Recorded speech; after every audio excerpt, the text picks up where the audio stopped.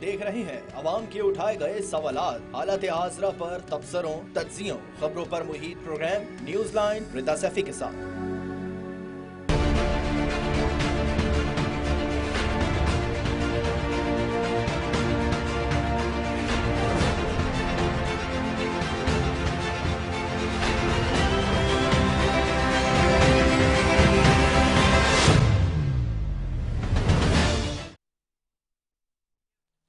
अस्सलाम वालेकुम, मैं हूँ रिदा सैफी। 2 साल से काल कोठरी में पड़ी तहरीक इंसाफ के लिए किसने खिड़की खोल दी है? लीडरशिप को एक के बाद एक केसेस में इंसाफ मिल रहा है, रिहाई मिल रही है। इमरान खान के खिलाफ आर्टिकल 6 के तहत कार्रवाई की दरख्वास्त खारिज कर दी गई है। इद्दत में निकाह केस की सजा के खिलाफ खान साहब और बुशरा बीबी की अपीलों पर फैसला महफूज कर लिया गया है। टेरन वाइट केस में भी कल इमरान खान साहब को रिलीफ मिला। परवेज इलाही घर पहुंच गए हैं। हमाद अजहर मंजर आम पर आ गए हैं। हंगामा आरआई केस में हलीम आदिल शेख को भी रिलीफ मिल गया है। अदलिया के हालिया फैसलों के बाद मुस्लिम लीग नून ने वही पुराना बयानिया बनाना शुरू कर दिया है कि अगर बात हमारे हक में नहीं है तो जरूर बात झूठी है। वफाकी वजीरों की जानिब से जजेस के फैसलों पर तनकीद की जा रही है। आजम नजीर तारड़ ने जो कहा वो आप भी सुन लीजिए।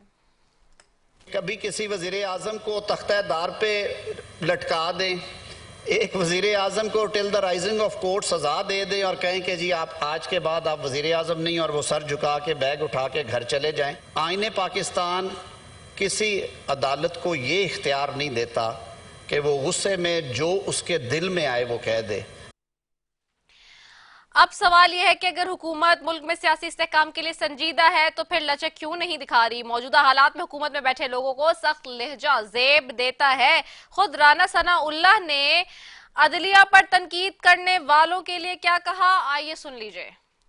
एक तरफ आप पार्लियामेंट में सेनेट हो या कौमी असम्बली हो, वहाँ पे जो है वो जुडिशरी के ख़िलाफ़ तकारीर हो रही हैं, और जुडिशल साइड पे यानी एक दिन वहाँ से जो है वो फुल जो है वो वहाँ से रिमार्क्स, फैसले तो नहीं है, यानी जहाँ पे फैसले होने हैं वहाँ पे भी तकारीर हो रही हैं, और जहाँ पे लेजिस्लेशन होती है वहाँ पे भी तकारीर हो रही है, और तकारीर जो है वो एक दूसरे के रवैयों के ख़िलाफ़ हो रहे हैं, एक दूसरे का जवाब दिया जा रहा है।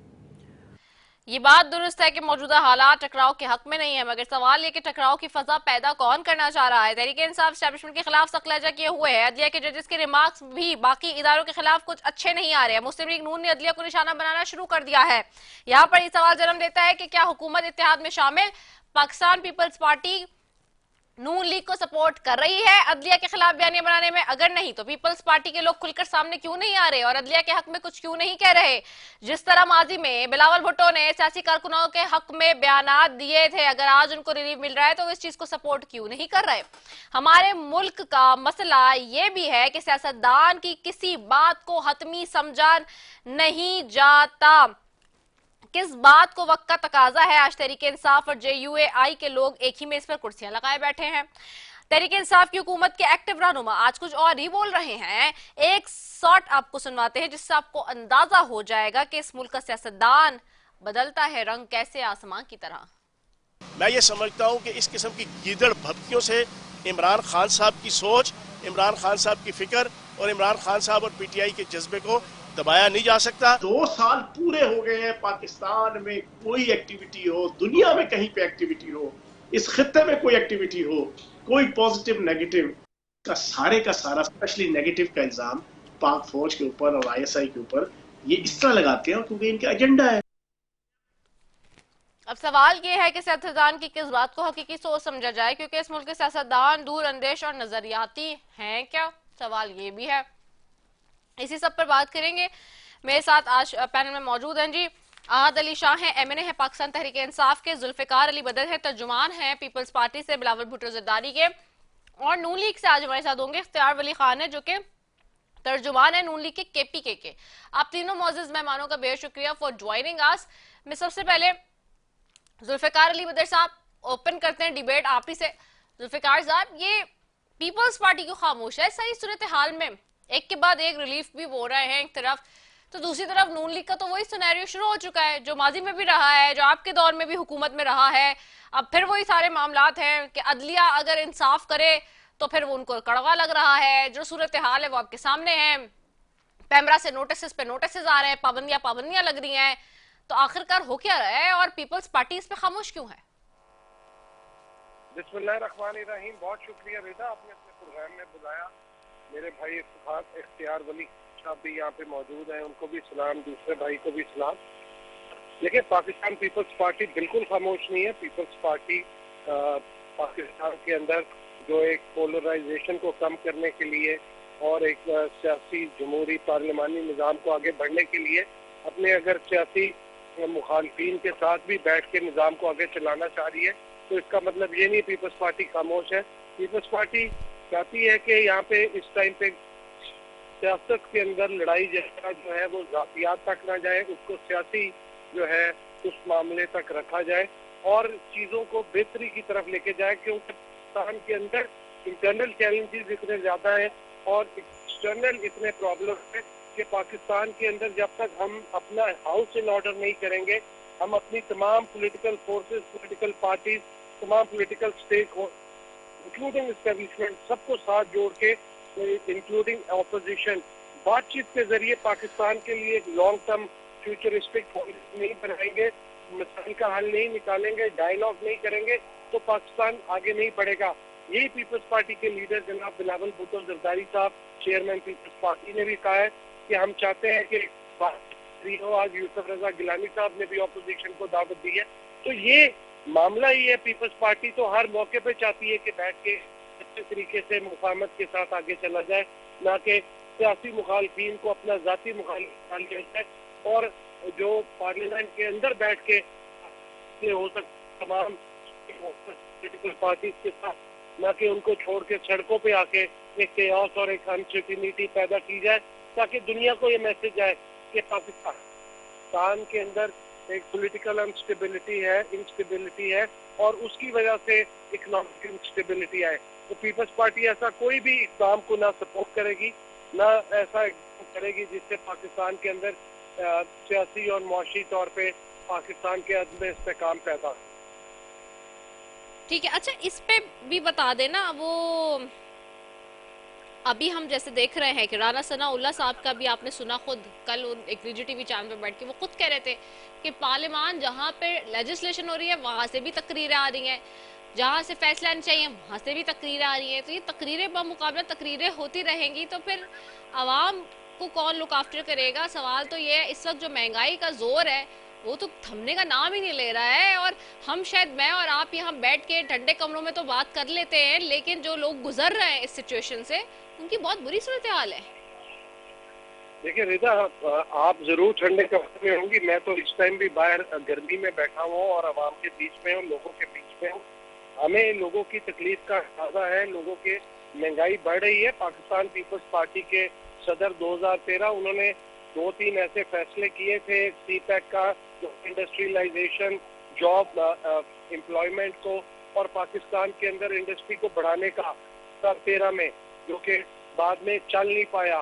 उसके बाद तापी गैस पाइपलाइन का कॉन्ट्रैक्ट किया, तुर्कमेनिस्तान, अफगानिस्तान, पाकिस्तान और इंडियन पाइपलाइन क्यों नहीं चला? उसके बाद वो ईरान गैस पाइपलाइन अभी आके दोबारा से उस मुआहदे को स्टार्ट किया गया, कैबिनेट ने अप्रूव किया कि वो मुआहदे को हमने आगे चलना है। अगर सिर्फ हमारे मुल्क में ये 2-3 प्रोजेक्ट को आगे चला दिया जाता, आज पाकिस्तान के अंदर तो कभी नहीं सुना था हमने गैस की लोड शेडिंग।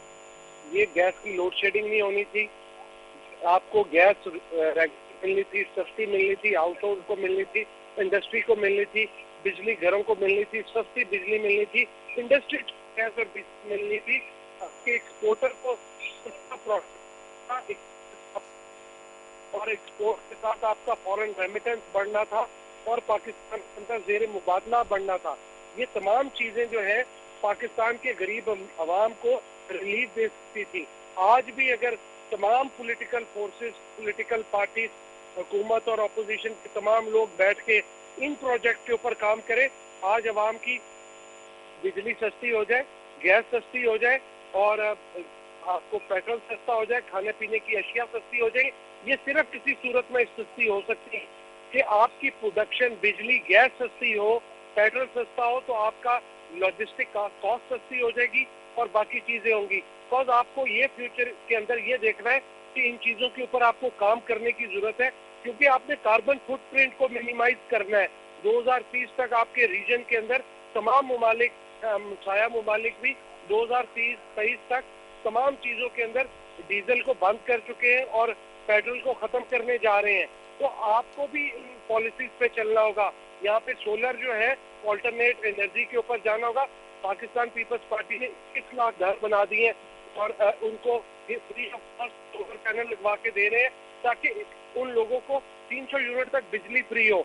10 निकात जो बिलावल भुट्टो जरदारी साहब ने मैनिफेस्टो के दिए थे, आज पाकिस्तान पीपल्स पार्टी की हुकूमतें हो या कोई भी हुकूमत किसी भी सूबे में हो या फेडरल गवर्नमेंट हो, उन्हीं निकात पे काम कर रही है।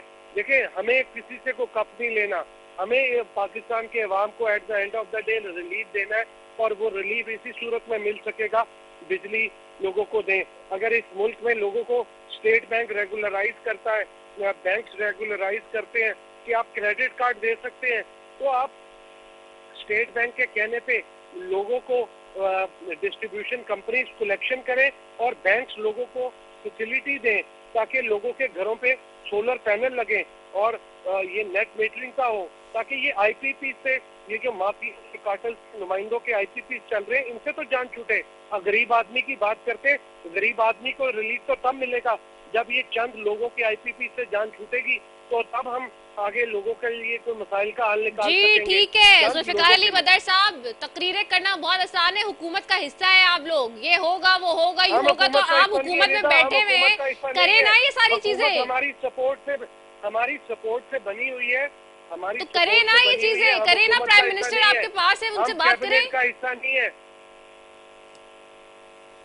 जी जी जुल्फिकार साहब, आप हुकूमत का हिस्सा है तो बात करें ना प्राइम मिनिस्टर से, सबसे आप बैठे हुए बात करें, पार्लियामान के अंदर है, आप हुकूमत का हिस्सा है। देखिए, ये बहुत सारी चीजें जो हैं वो स्टार्ट हो गई हैं। ये जो 10 निकाती बिलावल साहब का मैनिफेस्टो था, इसके ऊपर तमाम लोगों ने काम शुरू कर दिया। बात करने की जरूरत नहीं, ऑलरेडी हुकूमतें इसके ऊपर काम करी है। मैं तो आपको ये चीज बता रहा हूँ, आपके प्रोग्राम से ये हाईलाइट कर रहा हूँ, लोगों को बताना चाह रहा हूँ, फैसला करने वाले लोगों को, कि इसके ऊपर ये जो पॉइंट्स मैंने उठाए, इसके ऊपर पॉलिसी बनाए, ना कि ऐसी पॉलिसी बनाए जिसपे आईपीपी और बाकी लोगों को फायदा पहुंचे, गरीब आदमी को फायदा पहुंचाना सर नहीं पहुंच रहा, वो नई पॉलिसीज हो रही, उस तरह नहीं पहुंच रहा। ये तकरीरें नहीं है, ये तकरीर नहीं है, ये पढ़े लिखे पॉइंट्स है। इसके ऊपर पॉलिसी, चाहे हुकूमत में हमारी हुकूमतों के नुमाइंदे बैठे हैं या कोई भी, उनको इन चीजों पे काम करेंगे तो अवाम को रिलीफ मिलेगा। अदरवाइज तो फिर आपको पता ही है कि अवाम के डंडे खाने के लिए तैयार हो जाए सारे। तो सर नहीं हो रहा ना, नहीं हो रहा, यही तो बात है। मैं जरा इख्तियार वली साहब की तरफ भी जाती हूँ, इख्तियार वली खान साहब की तरफ भी। इख्तियार साहब, इस वक्त जो सूरत हाल है, हम एक तरफ तो देख रहे हैं कि जो सियासी महाजराई बनी हुई है, खुद राना सनाउल्लाह साहब कह रहे हैं, आज की लेटेस्ट अब खबर ये थी कि जी हम चूंकि हमें तो परसों से ही नोटिस आने शुरू हो गए थे पेमरा के, कि पेमरा ने तहरीरी हुक्मनामा आज ये तक जारी कर दिया कि जी अदालती कार्रवाई आप नहीं रिपोर्ट करेंगे और आप सिर्फ जो है ना, जो उसका फैसला आएगा वो खाली रिपोर्ट कर सकते हैं। अब खैर अदालती कार्रवाई की ये रिपोर्टिंग पर जो पाबंदी का नोटिफिकेशन था, अब ये सारे हाई कोर्ट्स में चैलेंज भी हो गया है आज। तो अगर ऐसी सूरत हाल बनी रहेगी और फिर पार्लियामान जो कि एक सुप्रीम इस वक्त इदारा है, जिस जो आइन और कानून की सारी लेजिस्लेशन वहां हो रही है, वहां से भी तकरीरें आ रही हैं, राना सनाउल्लाह साहब खुद कह रहे हैं और वहां से भी आ रही हैं, तो इसका वे फॉरवर्ड हल क्या होगा? क्योंकि अगर यही सूरत हाल रहती है तो फिर हमारे पास बड़े चैलेंजेस जो है उसके लिए तो हम तैयार ही नहीं होंगे।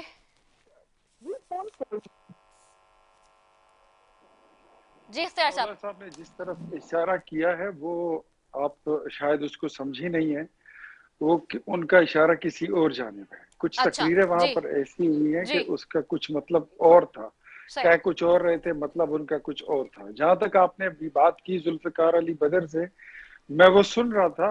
आप रिपोर्टिंग की अगर बात करें ना, तो सिर्फ अदालती कार्रवाई नहीं है मेरे ख्याल में। अगर कैमरा और माइक लेकर आज आप सब्जी मंडी में जाएं तो आपको पता चले कि सारी सब्जियां, जितनी सब्जियां वो सस्ती हो गई हैं। दालों की कीमतों में फर्क आ गया है। आप देखें तो चावल की कीमत में फर्क आ गया है। आटे का थैला 3000 रुपए से 1700 पे आ गया है। रोटी सस्ती हो रही है। इस रिपोर्टिंग की भी बड़ी जरूरत है। हर वक्त सनसनी फैलाने के लिए और खबरें फैलाने के लिए, वायरल करने के लिए वो नहीं होती। आपने इशारा किया डिफेमेशन लॉ की तरफ से, जो पंजाब में कानून पास हुआ है, तो देखें उसके बारे में मेरा कमेंट इतना ही है कि डिफेमेशन लॉ का मकसद ये है कि अगर आप जर्नलिस्ट हैं, आपने जर्नलिज्म पढ़ी है, आप फील्ड रिपोर्टर रहे हैं, आप एक पेशावर सहाफी हैं, आपके पास एक जेन्युइन खबर है, एक सच्ची खबर है, तो उसको कोई नहीं रोक सकता। लेकिन सोशल मीडिया का आज अकाउंट बनाओ, कल ऑनलाइन हो जाओ और उसको भी चोर कहो, इसको भी डाकू कहो, इसको भी बदकार कहो, उसको भी बदकार कहो, अपनी अदालत लगाओ और 10-15 मिनट में वहां पर फैसला सुनाओ, लाइक्स लो, कमेंट्स लो, व्यूवरशिप लो और डॉलर कमाओ। तो डिफेमेशन लॉ से प्रॉब्लम उनको होगी जो असल साफी है, जेन्युइन साफी है, उनको नहीं है। जहां तक आपने बात की, तो अभी देखें, एक होता है ना नया घर सिरे से बनाना, एक होता है लुटे पिटे घर को दोबारा ठीक करना।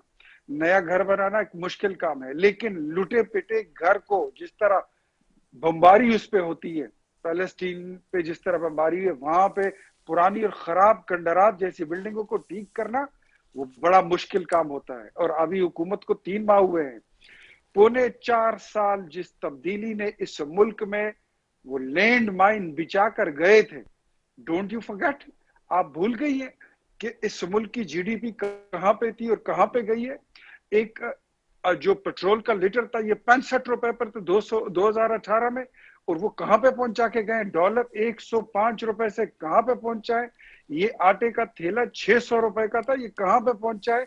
बिजली का 1 यूनिट हमारी गवर्नमेंट में 2018 में ये 5 रुपए का था, और ये तब्दीली वाले कहते थे कि हम जब हुकूमत में आएंगे हम आपको 2 रुपए का यूनिट देंगे। ये रोटी आपको 5 रुपए में महंगी मिलती है, हम आपको 2 रुपए में देंगे, गैस सस्ती करेंगे। ऐसा सच कुछ हुआ? वो लोगों को झांसा देकर कि हम आपको नया पाकिस्तान बना कर देते हैं, 50 लाख घर बनाएंगे, मुफ्त तकसीम करेंगे लोगों में, और 1 करोड़ नौकरियां लाएंगे, मुफ्त तकसीम करेंगे लोगों में। कुछ इस तरह हुआ? नहीं हुआ। तो जिस मुल्क में आपने पूरा इंफ्रास्ट्रक्चर तबाह कर दिया हो, वहां पे अब ये रिहेबिलिटेशन का प्रोसेस है। आपको भूलना नहीं चाहिए, बल्कि इस कौम को नहीं भूलना चाहिए कि आज से 2 साल कबल आपका स्टॉक एक्सचेंज 32,000 पॉइंट्स पे छोड़कर गए ये लोग, 32,000 पॉइंट्स पे। आज आपका स्टॉक एक्सचेंज 75,000 को क्रॉस कर चुका है। दिस इज कॉल्ड कि आपकी कम से कम डायरेक्शन ठीक हो रही है, आपका मुल्क जो है वो एक सही सिमत वो गामजन हो रहा है। तो उसमें टाइम भी लगेगा, उसमें वक्त भी लगेगा, एफर्ट्स हैं वो हम कर रहे हैं। बिल्कुल जुल्फिकार अली बदर ने ठीक कहा, वो हमारे इत्तेहादी है, सिर्फ कैबिनेट में नहीं बैठे, बाकी प्रेसिडेंट हाउस में, सेनेट में, नेशनल असेंबली में, हर जगह पर वो मौजूद हैं। और for the betterment of Pakistan and for the betterment of the people of Pakistan we are together and we will go together and we will take all the actions in favour of Pakistan and the nation of Pakistan. इंशाल्लाह वो दिन दूर नहीं है जब आपकी सिमत ठीक हो जाए, आपका हर बढ़ता हुआ कदम दुरुस्त सिमत में हो, तो रफ्तार स्लो भी हो, आप कम से कम अपनी मंजिल पे पहुंच जाएंगे। ठीक है, इख्तियार वली खान साहब, आपकी बातें दुरुस्त है, आपके व्यू पॉइंट बिल्कुल आ गया, बट विद ड्यू रिस्पेक्ट आपसे भी और जुल्फिकार अली बदर साहब से भी, कल हमने एक प्रोग्राम नशर किया था जिसमें हमने यूएनडीपी की जो रिपोर्ट कल आई थी, वर्ल्ड बैंक की और आईएमएफ की, और जो डॉन में और जो अल जजीरा में रिपोर्ट हुआ था, हमने वो तमाम रिपोर्ट्स के मुताबिक कल एक प्रोग्राम नशर किया जिसमें ये बताया गया था कि पाकिस्तान की जो इलीट है इस वक्त, वो बाकी तमाम जितने भी 25 करोड़ आबादी के, खास तौर पे वो लोग जो 10 से 12 करोड़ हैं, जो इस वक्त गुर्बत की सतह लकीर से नीचे जिंदगी गुजार रहे हैं, उनके लिए सबसे बड़ा इस वक्त जो है वो आप पॉइजन कह लें या कुछ भी उसको लफ्ज कह लें कि वो है जिसकी वजह से ये सारे हालात बने हुए हैं। आपने भी कहा कि जी आप मार्केट चले जाएं तो हम यकीनी तौर पे एक आम जिंदगी गुजार रहे होते हैं, और मार्केट से लेके, सब्जी वाले से लेके, फल वाले से लेके हमारा भी रोजाना का जो है वो पाला पड़ रहा होता है। जिस दिन ये रिपोर्ट हुआ था एक निजी टीवी चैनल पे कि जी आज प्याज की कीमत कम हो गई है टमाटर की, उसी रोज इत्तेफाक मैंने खुद गेट से अपने जो है वो सब्जी वाले से खड़े होके प्याज ली थी। जो रिपोर्टिंग हो रही थी वो गलत रिपोर्ट हुआ था, और जो प्याज और टमाटर हमने लिया था जिन पैसों में, वो उससे बहुत ज्यादा कई कीमत में मिल रहा था। तो कहने का मकसद ये है कट इट शॉर्ट कि इस वक्त हालात जो है ना ग्राउंड पे वो इतने आसान नहीं है जितने आसान जो टीवी पे आके बात की जा रही है। सो ये फैक्ट चेकिंग और ये रिपोर्टिंग तो चलती रहेंगी डेफिनेटली। आपने ठीक कहा। आगे बढ़ूंगी आहद अली शाह साहब की तरफ। आहद, आपको आवाज आ रही है? जी आहद, अब ये जो इस वक्त सारी सूरत हाल बनी हुई है, आप लोग इसको कैसे देख रहे हैं पार्लियामान में? और अब सवाल ये है कि इस वक्त कोशिशें यही हैं कि मईशत की वजह से सब गैदर हो जाए, मुज़ाकरात हो जाएं। अब पाकिस्तान तहरीक इंसाफ जो हालात पिछले 2 दिन में हमें नजर आए हैं, केसेस में जो बेल हो रही है, जो रिलीफ मिल रहा है, ये सारी सूरत हाल के बाद कुछ अब जाएगी मुज़ाकरात की तरफ? अब कुछ टेबल पे बैठने की कोई आसानी, कोई राह? बिस्मिल्लाहिर्रहमानिर्रहीम। सबसे पहले यहाँ पे मेरे गांव के ही हैं इफ्तियार वली साहब, उनको मेरा सलाम। दूसरे भी मेरे भाई हैं, उनको भी मेरा सलाम, आपको भी मेरा सलाम। वालेकुम अस्सलाम व रहमतुल्लाह। जीते रहो। देखिए, सबसे पहले मैं जो जहाँ से बात शुरू हुई, सबसे पहले बात ये बिलावल साहब की। बिलावल साहब को शायद उस टाइम जब ये स्पीच कर रहे थे तो मैं भी बैठा हुआ था उस ऐवान में, मैं भी फोन से बोर हो रहा था। मैंने सोचा नहीं, ये स्पीच कर रहे हैं करें। जब उन स्पीच के अल्फाज, उनके जो स्पीच के जो उन्होंने अल्फाज इस्तेमाल किए, जिस कैलिबर के उन्होंने अल्फाज इस्तेमाल किए, तो इस कैलिबर के अल्फाज तो मैंने कभी ना नवाज शरीफ के मुंह से सुने, ना मैंने कभी शहबाज शरीफ के मुंह से सुने। ठीक है, उनके ये जो फोकल पर्सन है, ठीक है, मुझे लगता है कि इनको बिलावल भुट्टो होना चाहिए था और बिलावल भुट्टो को इनका फोकल पर्सन होना चाहिए था। तो पहले तो ये अपने जो कायदे हैं उनको बोलना सिखाएं, उनको आदाब सिखाएं बोलने के। ठीक है कि वो पार्टी के इतने बड़े पार्टी के अपने आपको लीडर समझते हैं, चेयरमैन समझते हैं। जब उनके इस तरह के रवैये होंगे अवाम में, हम तो चुपचाप बैठ के सुन रहे थे, जिस तरह उन्होंने अल्फाज इस्तेमाल किए, तो वो आप शायद मीडिया में आपके पास रिपोर्ट में पड़ा हुआ जो अल्फाज उन्होंने इस्तेमाल किए पूरे अवाम के लिए।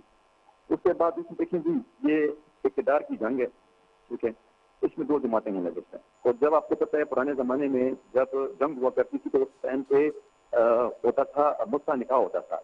तो अब इन 2 जमातों का मुद्दा निकाह हुआ है। ठीक है, अब इस मुद्दा निकाह को हम तोड़ने के लिए हमें जाना पड़ेगा अदालत। हम गए भी हुए हैं, तो इसको इंशाअल्लाह पाकिस्तान की आईन और पाकिस्तान की जो अदालत है इस वक्त इस मुल्क में जो उन्होंने हालत कर दी है, तो हम इस हुकूमत को हराम हुकूमत समझते हैं। क्योंकि अब इस जमाने में हमारे दीन में, हमारे माशरे में उस निकाह पे पाबंदी आयत है। तो ये इसी तरह का एक निकाह हुआ है इक़्तिदार के लिए, इक़्तिदार की जंग के लिए। क्योंकि इक़्तिदार की जंग है और इस टाइम पे मुल्क में ना आइन है ना कानून है, और आइन और कानून को बहाल करने के लिए आपके पास 2 तरीके होते हैं। या आपको सड़कों पे आना पड़ता है या आपको अदालत से रुजू करना पड़ता है। और आपको अगर हराम निकाह भी तोड़वाना पड़ता है तो आपको जाना पड़ता है अदालत। तो हम जोरे बाजू से भी तोड़ेंगे और इंशाअल्लाह आइन और कानून के तहत अदालत भी जाएंगे, अदालत से दबाव भी डालेंगे। ये हमारा जमहूरी हक है। अगर काजी हमारी बात नहीं सुन रहा तो हम चीखेंगे भी, हम चलाएंगे भी, हम मुकाबला भी करेंगे, हम दुनिया को भी बताएंगे, हम मीडिया को भी बताएंगे ये जुल्म हो रहा है, ये गुनाह हो रहा है, ये हराम हो रहा है। और तीसरी बात हुई कि मुल्क जो है टूट फूट गया है, मुल्क तबाह बर्बाद हो गया है। तो बिल्कुल मुल्क टूट फूट हो गया है, मगर ये भी गलत बात है कि एक बिल्डिंग को एक मजदूर आके दोबारा जिस मजदूर ने तोड़ा है, जिस लोगों ने तोड़ा है, आप दोबारा उन्हीं को बुला के आप उन्हीं से उसको रिपेयर करवा रहे हैं। उन्हीं से आप ये उम्मीद लगा बैठे हैं कि यही लोग इस मुल्क को दोबारा या इस बिल्डिंग को दोबारा तामीर करेंगे। तो शायद ये भी हमारी बहुत बड़ी भूल होगी और बहुत बड़ी बेवकूफी होगी।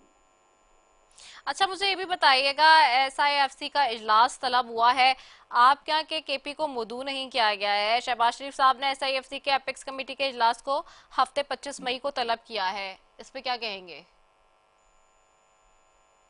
जी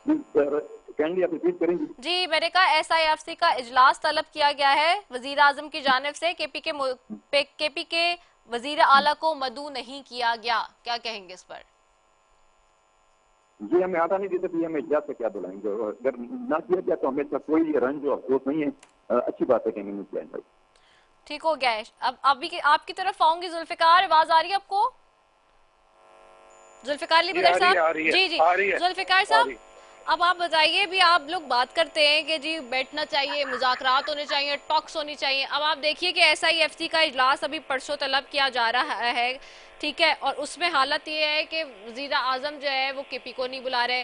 किर्गिज़स्तान जा रही थी फ्लाइट्स बच्चों को लेने के लिए, तो वो KP से जब भेजी जा रही थी तो तब उसमें जो है वो पॉलिटिकल हिंच स्टार्ट हो गई। तो ये अगर हमने ओवरऑल मुल्क को लेके चलना है, जो हम बात करते हैं टीवी पे बैठ के बहुत आसानी से कि जी मिल के बैठें और सब चलें, तो उसका अमली नमूना भी तो पेश करें। अमली नमूना तो कुछ और है और बातें कुछ और हैं।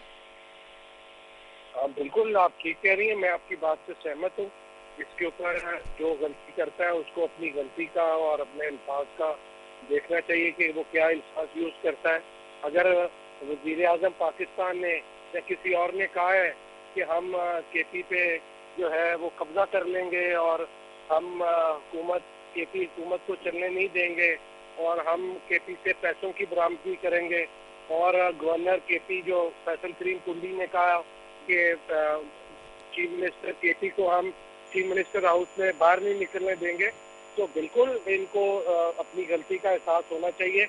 और अगर यही बातें चीफ मिनिस्टर KP करता है और वो गवर्नर KP को उसका जो इस्तेकाक है उससे मुद्रू करता है कि KP के गवर्नर को इस्लामाबाद में KP हाउस में एंटर नहीं होने देता और कहता मैं इस्लामाबाद पे चढ़ाई कर दूंगा, तो फिर आपको उनकी तरफ भी इशारा करना चाहिए कि ये स्टार्ट किसने किया, who has actually initiated this conversation, who has actually initiated this kind of communication with the people। क्या मैसेज आप कन्वे करना चाहते हैं कि आप KPK के चीफ मिनिस्टर हैं तो आप मौला जाट हैं, आप KPK के चीफ मिनिस्टर हैं तो आप किसी के ऊपर कोई भी गुफ्तगू कर देंगे। चीफ मिनिस्टर एक इज्जत वाला होता है, तो यहाँ पे इज्जतदार आदमी आए तो अच्छी गुफ्तगू करेगा। आप अगर किसी ऐसे बंदे को ले आएंगे जो कि आके फिल्मी डायलॉग या पेशावर की पश्तो फिल्में देख के वैसे डायलॉग करवाएगा, तो वो एक मैसेज अवाम के बीच में तासुर अच्छा नहीं जाता। हाँ, उनको चाहिए था, वफाकी हुकूमत पैसे नहीं देती, उनको कहना चाहिए था कि मैं आ रहा हूँ, प्राइम मिनिस्टर साहब मुझे टाइम दे। आज जाके उनको कहते जो चीफ मिनिस्टर सिंध करते हैं कि जब भी कोई प्रॉब्लम आती है वफाक से प्राइम मिनिस्टर से टाइम करके जाके मिलते हैं। मुलाकात तो हो गई जुल्फिकार अली बदर साहब, मुलाकात हो गई थी PM की CM की। अब मुझे बताएं कि इस वक्त SIFC का अहम इजलास है, उसमें नहीं बुलाया जा रहा, इसके ऊपर बताएं। हाँ, इस पे बताएं। आपको पता नहीं है कि जब चीफ मिनिस्टर मिलके आया है प्राइम मिनिस्टर को, तो आपके साथ ही उसने गुफ्तगू ये शुरू कर दी।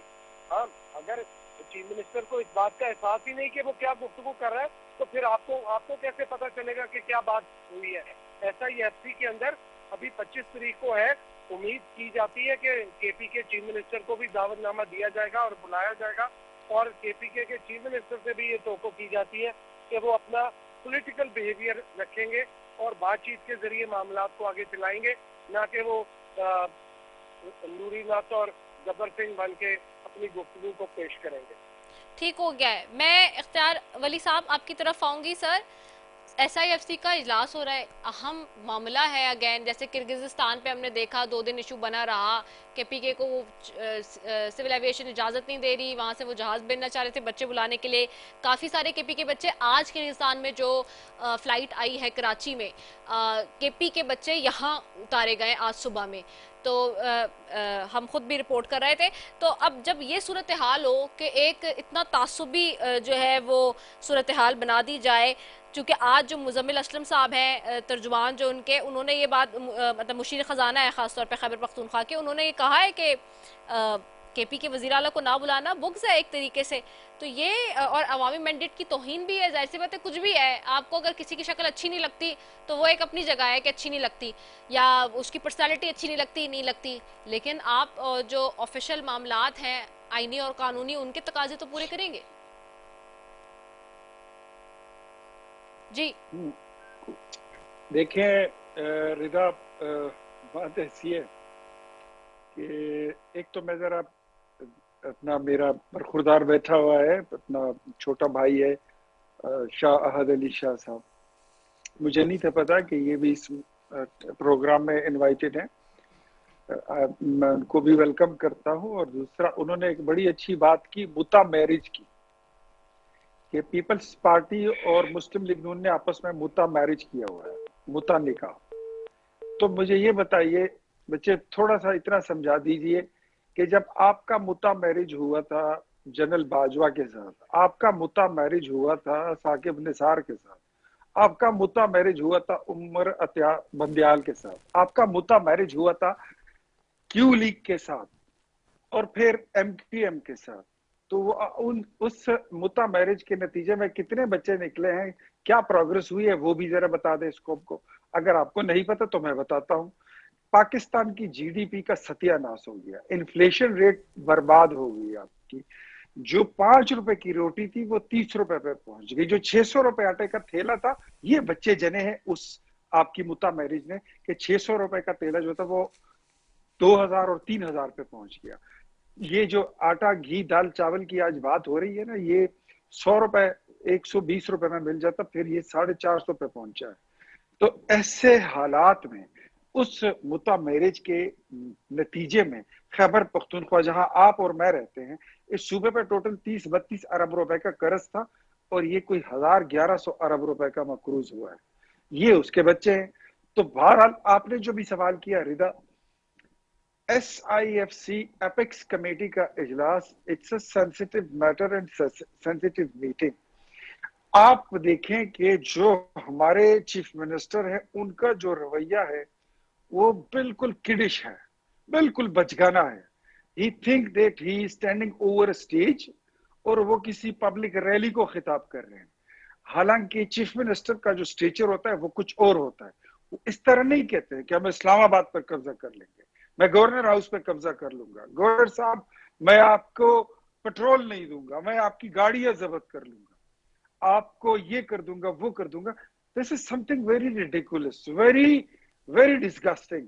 तो सबसे पहले उनको अपने रवैये में चेंज लाना होगा। चीफ मिनिस्टर खैबर पख्तूनख्वा ने वजीर आजम की 3 बुलाई हुई मीटिंग्स में शिरकत नहीं की थी, और जो आप जिस मीटिंग की बात कर रहे हो SIFC की, तो जनाब उस SIFC वो जो फोरम है वो इंतहाई संजीदा है।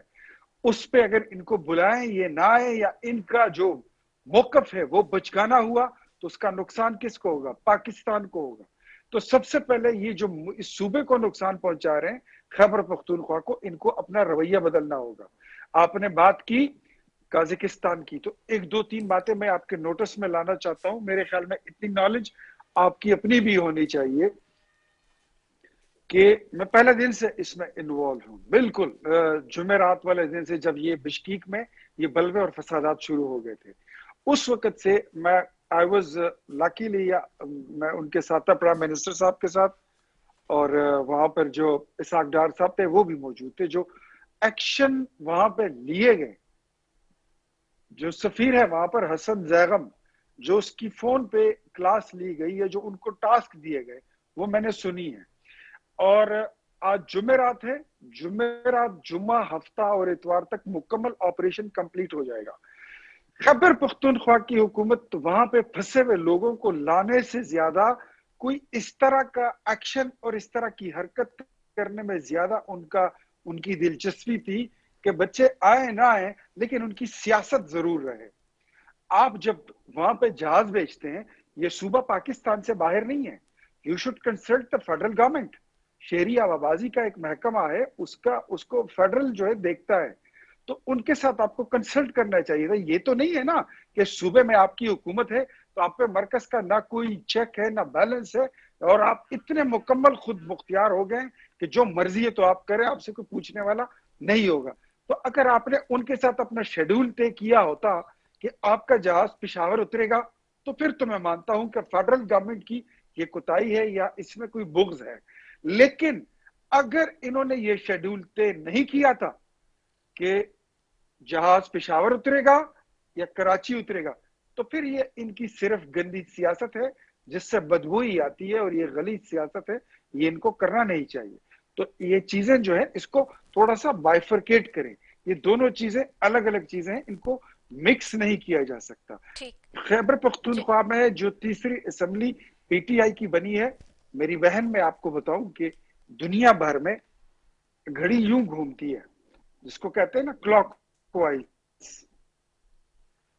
हमारी घड़ी, ये तीसरी असेंबली है और 11वां 12वां साल है, हमारी घड़ी एंटी क्लॉकवाइज घूम रही है। दुनिया आगे जा रही है, खैबर पख्तूनख्वा पीछे जा रहा है।